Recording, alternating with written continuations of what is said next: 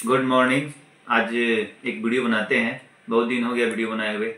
आज का जो वीडियो है वह यह है कि पेशाब के रास्ते में खून अगर किसी को आता है तो अच्छी बात है, ख़राब बात है, सीरियस होने की बात है, इमरजेंसी समझने की बात है, क्या है। पेशाब में ब्लड आना, मेडिकल भाषा में इसको हिमेचुरिया बोलते हैं। तो बहुत ही खराब स्थिति होता है और बहुत से साधारण बीमारी से लेकर बहुत सारा सीरियस और इमरजेंसी बीमारी का भी लक्षण है और आदमी की जान पे भी बन सकता है। तो यदि किसी के पेशाब में ब्लड आता है तो सतर्क और सावधान हो जाने की ज़रूरत है। आपको उसको सुरक्षित करने का ज़रूरत है और उसको समझने की ज़रूरत है कि क्या उसका इलाज हो सकता है, क्या सही निदान हो सकता है। सही डॉक्टर से परामर्श लेना जरूरी रहता है। क्योंकि पेशाब का प्रॉब्लम से संबंधित यूरोलॉजिस्ट से मिलना बेहतर होता है। यह मेरा वीडियो सभी लोगों के लिए है जो पेशाब से संबंधित बीमारियों से ग्रस्त हैं या जिनको मेडिकल लाइन से नहीं रखते हैं ताल्लुकात और जिनको मालूम नहीं है कि पेशाब से ब्लड आना एक सीरियस प्रॉब्लम है। वे जागरूक हो और सही समय पे अपना इलाज कराएं, डॉक्टर से मिले। सबसे पहले पेशाब में ब्लड आने का मुख्य कारण होता है या तो आपको किडनी में पत्थर है, ब्लाडर में पत्थर है, यूरेटर में पत्थर है। जनरली जब यूरिनरी ब्लाडर में या किडनी में या फिर यूरेटर में पत्थर रहता है तो ब्लड आ सकता है पेशाब के रास्ता में। दूसरा, आपको यदि पेशाब के रास्ते में इन्फेक्शन है या आपको ई कोलाई है, बी कोलाई है या फिर अदर्स कोई भी इन्फेक्शन है पेशाब के रास्ता में, यूरेथ्रा में इन्फेक्शन है, तो उस कंडीशन में सिस्टाइटिस डेवलप किया है, तो ग्लोमेरुलस नेफ्राइटिस है, किडनी में इन्फेक्शन है, तो उस स्थिति में भी आपको पेशाब में ब्लड आ सकता है। सबसे मोस्ट कॉमन कॉज ऑफ हिमेचुरिया जो होता है, जो 40 साल के बाद देखने को मिलता है, प्रोस्टेट ग्लैंड होता है पुरुषों में, जो 35-40 साल के उम्र पार करने के दौरान के बाद यह धीरे धीरे बढ़ने लगता है। हम सभी पुरुषों में यह ग्लैंड पाया जाता है। यही बहुत ही अहम ग्लैंड है जिससे बहुत सारी हमारी शरीर की फ़ायदे जुड़े हुए हैं।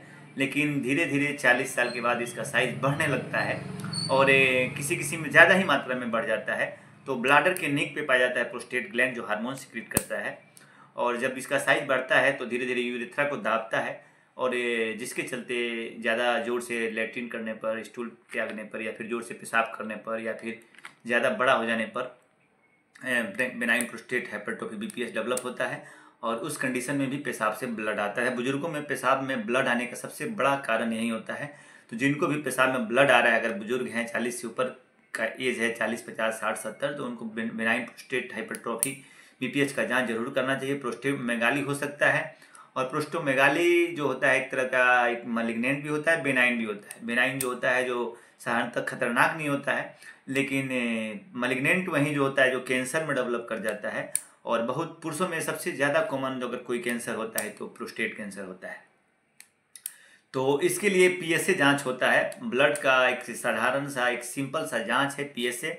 उसको आप 40 साल 50 साल के बाद साल में एक बार करा कर उसका वैल्यू देख सकते हैं कि वह एक एंटीजन टेस्ट है कि आपके शरीर में एंटी कैंसरस जो है बन तो नहीं रहा है, जिससे आप ब्लाडर कैंसर प्रोस्टेट कैंसर से बचाव कर सकते हैं और अर्लियर स्टेज में उसको पहचान सकते हैं और प्रोस्टेट कैंसर का इलाज करा सकते हैं। क्योंकि अगर बीमारी बढ़ेगा तो मेटास्टेटिस होगा जो 4th स्टेज कैंसर को डेवलप करता है। तो पेशाब का ब्लड आने का सबसे बड़ा कारण प्रोस्टेट है और प्रोस्टेट कैंसर भी होता है। अब प्रोस्टेट कैंसर के अलावा किसी को अगर ब्लाडर में कैंसर है और प्रोस्टेट में कैंसर में ब्लड आता है, किडनी में कैंसर हो रहा है तभी ब्लड आ सकता है। तो यह सब कॉमन प्रॉब्लम्स है। E coli infection, bacterial infection, UTI infection, urinary tract infections, इसमें ब्लड आने की चांसेस बढ़ जाता है। तो यदि किसी को ब्लड में अब टेंडेंसी नेचर करता है, डिपेंड करता है कि किसी के पेशाब में ब्लड आ रहा है तो किस स्टेज में आता है। जैसे किसी को पेशाब के ब्लड आता है शुरू अवस्था में आता है, पेशाब करने के सबसे पहले ब्लड आ जाता है, तो यूरेथ्रा में इन्फेक्शन के चलते आ सकता है कि जैसा पेशाब का और फीसेस जहाँ से खुला, यूरेथ्रा खुला, पेशाब के लिए खोला, वहाँ से ब्लड आ सकता है। यदि किसी को पेशाब उसके शुरू से लेकर अंतिम समय तक ब्लड आ रहा है तो कैंसर हो सकता है, ट्यूमर हो सकता है या फिर कोई ना कोई डिजीज हो सकता है, इन्फेक्शन हो सकता है। तो इसको समझने, अगर पेशाब के ब्लड में क्लॉट आ रहा है, थक्का आ रहा है, तो यह ज़्यादा सीरियस होता है, इसको ज़्यादा सीरियस लेने की ज़रूरत है। और किसी को पेशाब करते हैं और पेशाब करने के एंड में, जोर लगाने पर या एंड में ब्लड आता है पेशाब के रास्ते में से, तो वो बेनाइन प्रोस्टेट हाइपरट्रोफी बीपीएच का शिकायत हो सकता है।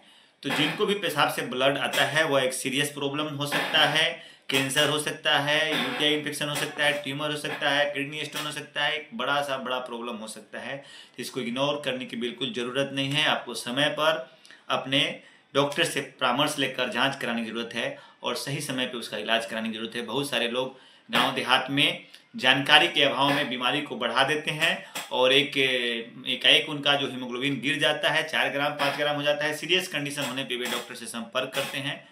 तो निगरानी की ज़रूरत है, ध्यान देने की ज़रूरत है और सतर्क और सचेत रहने की ज़रूरत है। चलिए, जय हिंद।